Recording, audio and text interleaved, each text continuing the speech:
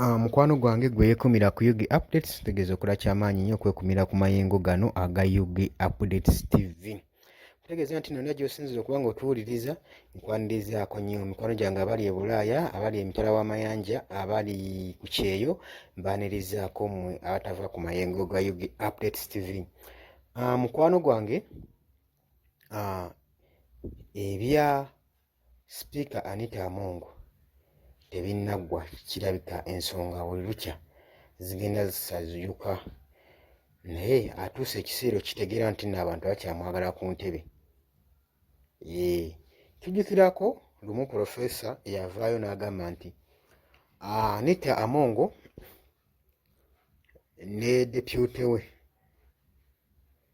they don't qualify, tebakwalifayinga, tebasaanidde okuba nga batuula ku ntebe y'okubeera wa sipiika wa paaliyamenti. N'agamba sibalabamu bukugu ne experience tebayina. Oba okitegeera. Kakati bw'ojja otunuulira ebyo ebigambo ebyogerwa n'otunuulira n'ebikolwa by'abantu bano n'engeri gye beekisasayizingamu emirimu gyabwe mu paaliyamenti, mazima kyandikulaga nti nno oba omusajja kye yali ayogerako kituufu. Kubanga nze sirabangako paaliyamenti bukyanga bibeerawo, eno 11th paaliyamenti ey'omulundi guno, tugikubyemu nnyo ebituli. Obadde okimanyi nti nno guyinza okuba gwe mulundi ogusoose mu Uganda okuba nga abantu beekalakaasa nga baagala okumwamulako sipiika wa paaliyamenti n'okwekalakaasa mu kibuga, n'emigigi emito okuvaayo ng'ensonga zisobodde okuba nga zikiraba nti mazima ddala eno woofiisi agituulamu yeetaaga okulekulira. Kitegeeza ki? Kitegeeza nti nno ebyobufuzi by'eggwanga gavumenti yaffe eno eriko ebyobufuzi ebikutte nga woolaba ba purifekiti b'omu kusomero, oba tulinga bali mu pulayimale, kabinenti y'omu pulayimale nga mulimu ba purifekiti. Nze bwenkirabanga, kubanga paaliyamenti si kye kintu ekirina okujaajaamibwa oba okukwatibwa nga LC1 council, kwegamba lulinga lukiiko lwa kyalo lwa LC1, so nga paaliyamenti mutima gwa ggwanga. Eggwanga lyonna lyonna lyesigamye ku paaliyamenti, awo ewali essuubi. Y'ensonga era lwaki abantu balonda ababaka basobole okubasindika mu paaliyamenti gye banaakuŋŋaanira ne bannaabwe bateeseze ebinaazimba constituency zaabwe. Naye ebyo bye njogera byavaawo dda. Paaliyamenti kati eteeseza mukulembeze na kusapootinga mukulembeze asobole okuba nga yeenywereza mu kifo kye kyalimu, ne ku ebyo by'ayagala mu maaso n'okuteeka mu nkola nga ye nakyemalira by'awulira nti by'ayagala. Takola ggwanga lye byetaaga, wabula bakola biki ebyo bawulira bye beetaaga okukola. Olw'ensonga bakimanyisaayo n'eggwanga balyabulira. Abantu abakola ebikolwa nga bino era bano bw'ojja okusanga nga bakoze investment mu mawanga ag'ebweru ebunaayira ng'eggwanga lyabwe balira essaawa, kwegamba ng'akimanyi by'akola si bituukirivu nti bwe balimugwiramu aba yakola dda enteekateeka ezidduka mu buwaŋŋwanguse. Era gw'olaba omuntu ng'akoze investments ebweru w'eggwanga nga mukungu wano mu gavumenti, manya oyo naye ali ku kalimi ka ssaawa agamba bye banangwiramu nze nakola dda entegeka. Emivuyo gy'aba akoze mingi nnyo mu gavumenti y'eggwanga. Be bamu ku baba babuzaabuza ssente z'omuwi w'omusolo. Kati ffe tubeera eno nga tetubifaako ng'amaaso baagazibwako dda akatambaala, naye bwe bisaggulirwa n'obitankuula ennyo oyinza n'obuteebaka ojja kitegeera nti nno lino eggwanga ggagga nnyo.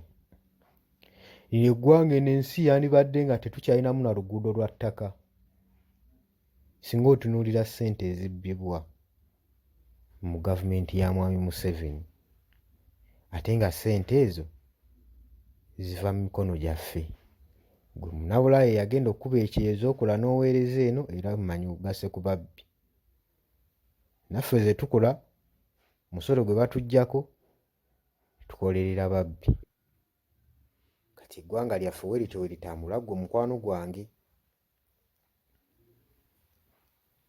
Muno nno ng'ali mu disitulikiti y'e Maduuma, Anita Among nga bagezaako okulankinga chachi yaabwe gye bagguddewo, yavuddeyo n'awa speech n'agamba mbu chachi eno Thomas Tayebwa teyagizimbye ku public funds oba ku ssente za gavumenti, nti yakutte mu bizinensi ze ziyajje ssente ezijimba chachi eyabalirwamu 2 billion eza Uganda. N'agamba yayimiridde n'awa speech n'agamba nti munsaba ŋŋende designinge naye nze sina waakulaga, mbu wakyasaavingayo ekisanja kimu ekirala, mbu wanaakimaliriza akwase Thomas Tayebwa. Kwegamba obukulembeze babufudde bwa nsikirano nti w'omala ng'okiwaamu oli. Kale ate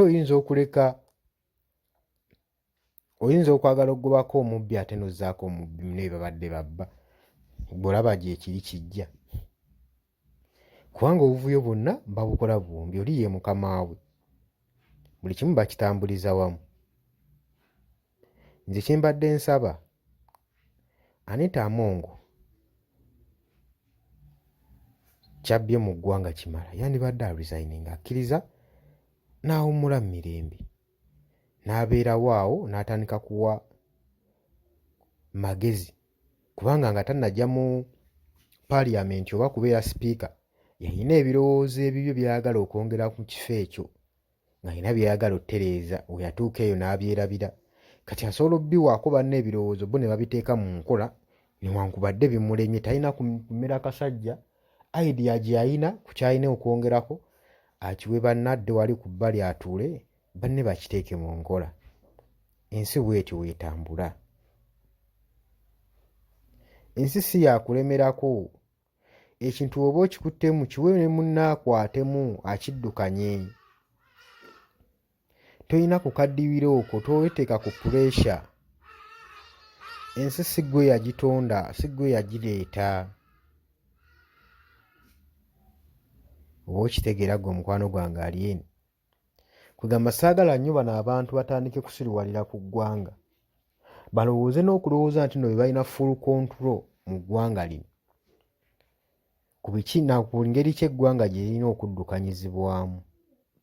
Tulabye ebizibu ebitumala, ssente z'omwomusolo muzinyuunyuuse, mulumizza abantu obwavu obutagambika, basirise omusolo, ssente muzibbye, temusobodde tteeka ddagala mu malwaliro, amasomero ag'obwereere agandijunya abaana abatalina busobozi nago kati gakyaliwo. Amalwaliro agandituyambye ng'omuntu afunye obuzibu nga talina mu nsawo ze nga zinafuye nago tegakyaliwo. Kati weebuuza omusolo tuba tuwa gwaki? Omusolo gwe mutuggyako gwaki nga munnansi tasobola kweyagalirako mu ggwanga lye? Buli kintu mukiteekako omusolo. Ne munnayuganda kye mwandirabye nti kino yandibadde akiganirwamu kale ne yeesiima n'abaako bulungi, nakyo era mutuuka ne mukitaayiza era nakyo ne mukinyunyuutamu akasente. Kale embeera eri mu Uganda bw'etyo kwega tewoomya nnakabululu, tewoomesaako nnakabululu yadde.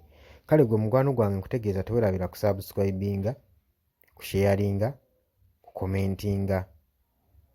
Abasubscribinze mbaagala nnyo, mbeebaza nnyo, mukoze omulimu ogw'amaanyi ogw'ensusso.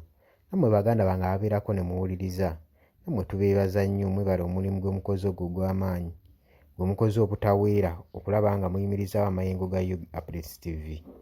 Mu ensonga lwaki tuweereza era mbaagala nnyo temuvaako tugenda kuba tukomawo ne information gwe mukwano gwange ayeeyi.